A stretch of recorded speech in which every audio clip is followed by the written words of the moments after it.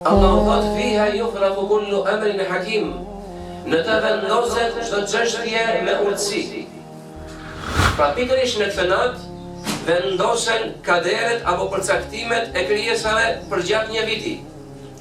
Domethënë ajo që është vendosur në Lauhul Mahfuz, në librin e ruajtur që janë kaderet, përcaktimet të gjithë ekzistencës, Allahu Azza wa Jall ja u jep të drejtën me lajkeve të shkruajnë ato kadere për gjatë një viti.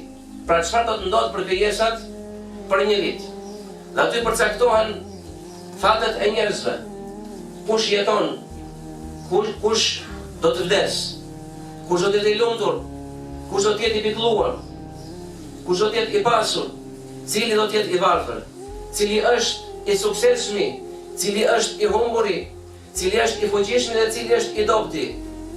Pra diçka që Allahu Azza wa Jall e dëshiron për gjatë një viti. Allahu i lartësuar e ka quajtur këtë natë nata e Qadrit, sepse prej kuptimeve të fjalës El Qadr është rëndësia, pozita dhe vlera.